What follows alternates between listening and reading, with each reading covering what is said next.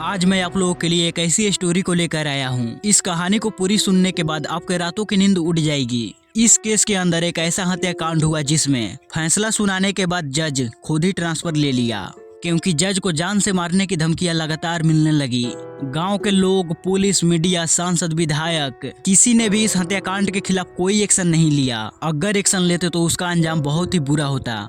आप इस बात से अंदाजा लगा सकते हैं कि उस गांव का पंचायत का खौफ कितना बड़ा था। जी हाँ, मैं बात कर रहा हूँ मनोज और बबली केस के बारे में। सबसे पहले मैं आपको गांव की पंचायत के बारे में समझाता हूँ। नॉर्थ इंडिया जैसे कि पंजाब, बिहार, यूपी, यहाँ जो गांव तहसील होते हैं वहाँ पर एक पंचायत होती है, खाप पंचायत। ये एक ऐसा पंचायत होता है जिसमें कोई चुनाव नहीं होता। ये केवल एक जाति, बिरादरी और गोत्र के ऊपर बनाई जाती है। इसके अंदर एक रूल है कि अगर एक ही गोत्र के लड़के और लड़की को एक दूसरे से प्यार हो जाए और वो पंचायत के खिलाफ जाकर अगर शादी कर ले तो ये खाप पंचायत का रूल इन्हें समाज से बाहर कर देगा, या फिर परिवार वालों की इच्छा से इन्हें मौत की सजा दे दी जाएगी। इनका मानना है कि अगर गोत्र समान है तो ये भाई बहन हैं और भाई बहन शादी नहीं कर सकते। ये कहानी शुरू होती है हरियाणा के कैथल नाम की डिस्ट्रिक्ट से। यहीं पर एक गांव है करोरा। यहाँ मनोज नाम का लड़का रहता था। मनोज के पिता की देहांत हो चुकी थी। मनोज घर का सबसे बड़ा बेटा था, तो घर की जिम्मेदारी तो इसके ऊपर आनी ही थी। इनकी एक मैकेनिक की दुकान थी और मनोज उस समय 10वीं में पढ़ाई कर रहा था। मनोज अपनी पढ़ाई के साथ अपने दुकान को संभालता। किसी से कोई लड़ाई झगड़ा नहीं, किसी से दुश्मनी नहीं। घर के कामों को संभालना और बहनों को अच्छे से पढ़ाई करवाना, यही मनोज की जिम्मेदारी थी। इसी गांव में बबली नाम की लड़की थी। मनोज और बबली बचपन से ही दोनों साथ में पढ़े लिखे, साथ ही में बड़े भी हुए। अब समय के साथ दोनों के बीच एक दूसरे से प्यार हो गया। 2005 में दोनों एक दूसरे को प्रपोज किए। अब इसके बाद से दोनों के बीच फोन पे बात होनी शुरू हो गई। मनोज का मामा का घर जिस गांव में था उसी गांव में बबली का भी मामा का घर था। अब गांव भी एक तो गोत्र भी एक। कुछ ही दिनों के बाद मनोज की माँ को मनोज के प्यार के बारे में मालूम पड़ गया। उन्होंने मनोज को समझाया कि तुम ऐसा मत करो, हमारा गोत्र सेम है। गांव वाले, बिरादरी के लोग, रिश्तेदार, कोई भी तुम्हारे इस रिश्ते को स्वीकार नहीं करेगा। बबली के लोग तुम्हें मार डालेंगे। अब मनोज के ऊपर तो प्यार का भूत सवार था। उसने अपनी माँ की एक बात को नहीं माना। अब मनोज की माँ भागती हुई बबली के माँ के पास गई। उन्हें सारी वाकया बताते हुए कहा कि अगर आपको अपनी बेटी की जान प्यारी है तो उसे समझा लो, वरना उसके साथ मेरे बेटे की जान चली जाएगी। अब सारी बातें सुनने के बाद बबली की माँ भी काफी ज्यादा टेंशन में आ गई। उन्होंने भी बबली को काफी समझाया, मगर बबली भी एक नहीं सुनी। अब 2 साल बीत गए, दोनों के बीच प्यार बढ़ता गया। मनोज अब 12वीं क्लास में आ चुका था। कुछ समय के बाद मनोज 12वीं का एग्जाम दिया। 12वीं के एग्जाम में मनोज का इंग्लिश कंपार्टमेंट आया, इसलिए 5 अप्रैल 2007 को मनोज इंग्लिश का एग्जाम देने के लिए घर से निकला। मनोज की माँ ने सोची कि बेटा घर से एग्जाम देने के लिए गया है। उधर बबली भी अपने घर से गायब थी। मनोज और बबली ने सोचा कि हमारे रिश्ते को न हमारे घर वाले अपनाएंगे और न ही ये समाज और न ही हमारा गांव। आगे चलकर ये हम दोनों को अलग भी कर देंगे। इसलिए दोनों ने घर से भागकर शादी करने का फैसला किया।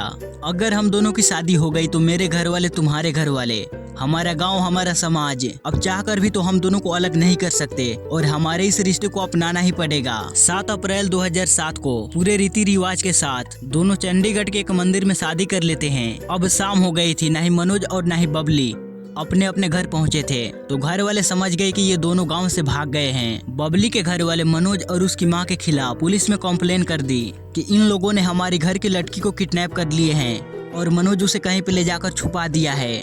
इसके बाद अब बबली के घर वाले खाप पंचायत के पास न्याय की उम्मीद लेकर पहुंचे। बबली के दादा गंगाराज उस खाप पंचायत का एक हिस्सा थे। उन्हें भी इस वाकया की भनक लग चुकी थी। अब गांव में खाप पंचायत की बैठक हुई। जब पंचायत को मालूम पड़ा कि मनोज और बबली दोनों का गोत्र समान है, इसके मुताबिक दोनों भाई बहन हैं, अगर दोनों ने शादी कर ली तो मान्य नहीं होगा। इसके बाद बबली के दादा गंगाराज ने बोला कि मनोज और बबली जहाँ कहीं भी है उन्हें ढूंढकर हमें मारना ही पड़ेगा। बबली के मामा, भाई, चचेरे भाई, वो सब इन्हें ढूंढने के लिए निकल गए।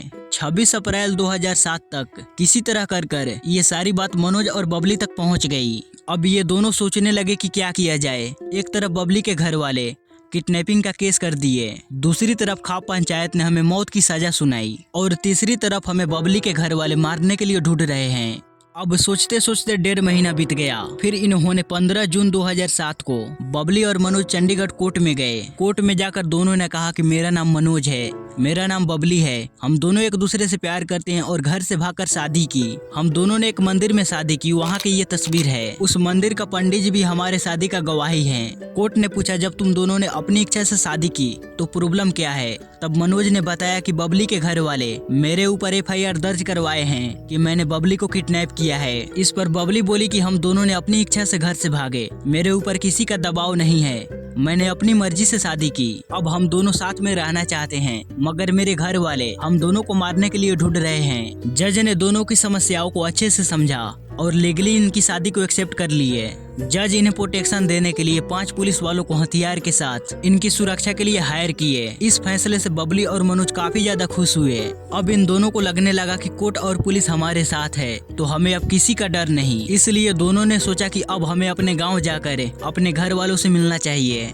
और यही मनोज और बबली की सबसे बड़ी भूल थी, क्योंकि गांव के अंदर खाप पंचायत के सामने पुलिस प्रशासन किसी की भी नहीं चलती। अब ये दोनों अपने गांव यानी कि कैथल जाने वाली बस में बैठ गए। उस बस के अंदर हथियार के साथ 5 पुलिस वाले इनके साथ बैठे थे। अब जैसे जैसे कर बस यहाँ से आगे बढ़ने लगी, वैसे ही एक एक कर पुलिस वाले बस से उतरते गए। उस गांव तक पहुंचने से पहले ही सारे पुलिस वाले उस बस से उतर चुके थे। इनके गांव में जाने से पहले एक पिपली बस स्टॉप आता है। यहाँ आने तक मनोज और बबली को सारी वाकया समझ आ गई कि हम दोनों अब सेफ नहीं हैं। ये दोनों पिपली बस स्टॉप पे उतर गए। वहीं किसी PCO से मनोज अपनी माँ के पास कॉल करता है और सारी बात बताता है कि कोर्ट ने हम दोनों की शादी को मंजूर कर लिए हैं, हमें लीगली एक्सेप्ट भी कर लिया गया है, मगर गांव आने से पहले ही 5 पुलिस वाले हमें छोड़कर यहाँ से चले गए। इसलिए अब हम यहाँ से दिल्ली जा रहे हैं। जब सब कुछ सही हो जाएगा तो मैं वापस चला आऊंगा। इसके बाद मनोज ने बबली से अपनी माँ की बात करवाई। बबली ने मनोज की माँ को कहा कि मैंने आपके बेटे से शादी की, क्या आप हमारे रिश्ते को एक्सेप्ट करोगे? इस पर मनोज की माँ ने कहा कि अब जो हो गया वो हो गया, तुम अब हमारी घर की बहू हो और ये हमें स्वीकार करना ही पड़ेगा। बस तुम दोनों अपना ध्यान रखना और जल्दी से घर आ जाना। माँ की बात सुनकर दोनों काफी ज्यादा खुश हुए और पिपली से दिल्ली जाने वाली बस में बैठ गए। अब किसी खबरी ने बबली के घर वालों को खबर दे दी कि मनोज और बबली पिपली से दिल्ली जाने वाली बस में बैठे हैं। अब होना क्या था, पहले से ही बबली के घर वाले काफी ज्यादा गुस्सा थे तो वो कुछ लोगों को लेकर घर से निकल गए। पिपली से 20 किलोमीटर की दूरी पे रायपुर नाम की एक जगह है। बस अभी वहां पहुंची ही थी तभी उनके सामने एक गाड़ी आकर खड़ी हो गई। अब बस वहीं पे रुक गया। उस गाड़ी से 4-5 आदमी उतरे और बस के अंदर गए। बस के अंदर आते ही मनोज और बबली को पकड़ लिया। अब इन्हें जानवरों की तरह घसीटते हुए मारते पीटते अपने गाड़ी में बैठाए और यहाँ से निकल गए। इस दौरान यहाँ पे एक कॉन्ट्रैक्टर मौजूद था और ये सारी वाकया होते हुए अपने आंखों से उसने देखा। इन्होंने उस गाड़ी का नंबर और उस ड्राइवर को अच्छे से पहचान लिया। जब वो लोग यहाँ से चले गए तो कॉन्ट्रैक्टर ने पुलिस के पास कॉल कर सारी वाकया के बारे में बताया। अब पुलिस मनोज और बबली को ढूंढने में लग गई। इधर गाड़ी के अंदर मनोज को बुरी तरह वो लोग मार पीट रहे थे। उसकी शॉर्ट की बटन भी टूट गई। ड्राइवर उस गाड़ी को एक सुनसान इलाके में ले गया। वहाँ एक झोपड़ी था। शायद ये लोग पहले से ही प्लानिंग कर रखे थे। मनोज के हाथ पांव बांध कर झोपड़ी के अंदर ले जाकर बैठा दिया। फिर ये 4-5 लोग मिलकर बबली को बहुत ही बुरी तरह मारने पीटने लगे। बबली को जहर पिलाने की कोशिश की, वो जहर पीने से मना करने लगी तो ये लोग फिर उसे बुरी तरह मारे पीटे। जबरदस्ती उसे जहर पिलाकर उसका गला घोट कर उसकी हत्या कर दी। ये सारी वाकया मनोज की आंखों के सामने ही हो रहा था। आप और हम अंदाजा नहीं लगा सकते कि मनोज के ऊपर उस समय क्या बीत रही होगी। अब बारी थी मनोज की। पहले ये लोग मिलकर मनोज को बुरी तरह मारे, फिर गाड़ी से बांधकर घंटों तक इसे घसीटे। इसके बाद उसे भी जबरदस्ती जहर पिलाया और गला घोटकर उसे भी मार दिया। इतना कुछ करने के बाद इन लोगों का मन नहीं भरा। फिर ये दोनों मनोज और बबली को एक साथ बांधकर नाली में फेंक दिए।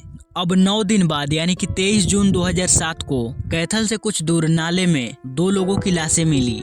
उनकी हालत बहुत बुरी थी। उनका चेहरा पहचान में नहीं आ रहा था। इसलिए निशानी के तौर पे पुलिस ने मनोज की शॉर्ट और बबली की पायल निकाल कर रख ली, ताकि जो कोई भी अपने बच्चे की गायब होने की कंप्लेन करे उसे इस बारे में पूछा जाए। अब पुलिस आसपास के पुलिस स्टेशन में जाकर पता लगाने लगी किसी ने गायब होने की कंप्लेन लिखाई है क्या। तो इन्हें एक पुलिस स्टेशन से मालूम पड़ा कि किसी ने किडनैपिंग का केस लिखाया है कि गाड़ी में एक लड़के और एक लड़की को मारपीट कर ले गए। अब लाश की पहचान हो गई। कॉन्ट्रैक्टर ने गाड़ी का नंबर और उस ड्राइवर के हुलिये के बारे में बताया।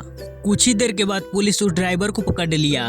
पूछताछ के बाद पुलिस को मालूम पड़ा कि बबली और मनोज को मारने वाला बबली के चाचा, मामा, 2 भाई और चचेरे भाई भी हैं। इस कत्ल का ऑर्डर खा पंचायत से आया था, जहां पे बबली के दादाजी गंगाराज ने इन्हें मारने की डायरेक्ट ऑर्डर दिए थे, क्योंकि घर की लड़की भागी थी और इज्जत का सवाल था। अब पुलिस 7 लोगों को गिरफ्तार की, जिसमें ड्राइवर भी शामिल था।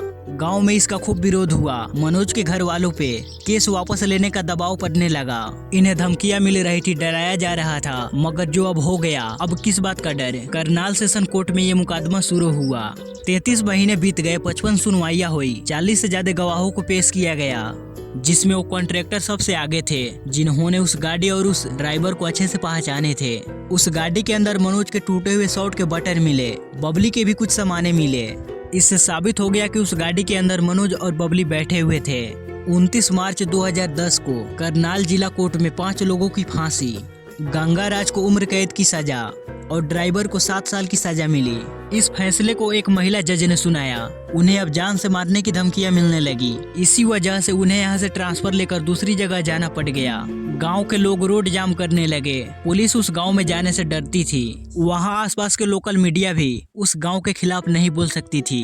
अगर एमपी एमएलए इस मैटर में कुछ बोला तो पक्का है कि दूसरी बार, यानी कि अगली बार वो एमपी एमएलए नहीं बनेंगे। अपनी जान से हाथ धोना पड़ेगा वो अलग। मनोज के घर वालों को समाज से बहिष्कार कर दिया गया।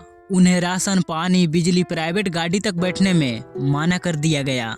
उस गांव के प्रभावशाली लोगों का कहना था कि जो कोई भी इनसे बात करेगा, इनसे कोई सामान बेचेगा या अपनी गाड़ी में बैठाएगा, उसके ऊपर 25,000 का जुर्माना लगेगा और साथ में उसे भी समाज से बहिष्कार कर दिया जाएगा। मनोज के परिवार से समझौता करने की भी कोशिश हुई। जितना पैसा चाहिए उतना पैसा देंगे, जहाँ रहना है वहाँ जगह भी देंगे। अगर तुम नहीं मानोगी तो याद रखना तुम्हारी 2 बेटियां भी है। बड़ी बेटी पुलिस कैंप में ट्रेनिंग कर रही थी। बबली के घर वालों ने किसी कॉन्ट्रैक्ट किलर को 25 लाख रुपए की सुपारी दे दी मनोज की बड़ी बहन को मारने के लिए। खुद किस्मती से मनोज की बड़ी बहन की जान बच गई। इस कहानी के लीड विलन थे गंगाराज। इन्हें उम्र कैद हुई थी, जबकि तो इन्हें फांसी की सजा मिलनी चाहिए थी। इसलिए अब मनोज का परिवार हरियाणा हाईकोर्ट चला गया। इधर गाँव वालों से 10-10 रुपया वसूला गया ताकि इस केस को आगे लड़ा जा सके। बबली के घर वाले भी अपने लड़की को बचाने के लिए हरियाणा हाईकोर्ट चले गए। 2010 में इस केस का फैसला हो गया। जो था जिन जन को फांसी मिला था उन्हें उम्र कैद, दादा और ड्राइवर को बेगुनाह घोषित किया गया। जब इस केस की सुनवाई करनाल कोर्ट में हो रही थी, उस समय जिन 5 पुलिस वालों को तैनात किया गया था मनोज और बबली की सुरक्षा के लिए, उन्हें भगौड़ा घोषित किया गया, जिनमें से एक की नौकरी चली गई, बाकियों की छोटी मोटी सजा मिली। सुप्रीम कोर्ट ने भी हाई कोर्ट के फैसले को जारी रखा। 5 को उम्र कैद, दादा और ड्राइवर को बाइज्जत बरी। इस केस के बाद केंद्र सरकार जागी और खाप पंचायत की रूल को इलीगल घोषित कर दिया गया, क्योंकि देश में केवल कोर्ट ही फैसला कर सकती है। आज भी नॉर्थ इंडिया के कई सारे गांवों में खाप पंचायत पूरी ताकत से चल रही है। गाइस, इस पे आप लोगों की क्या राय है कमेंट सेक्शन में जरूर बताइएगा। और आपको ये वीडियो कैसा लगा वो भी कमेंट सेक्शन में जरूर कमेंट कीजिएगा। और इसी तरह आप क्राइम की स्टोरी को सुनना चाहते हैं तो आप इस वाले वीडियो पर क्लिक कीजिए। मैं आपसे वहीं मिलूंगा।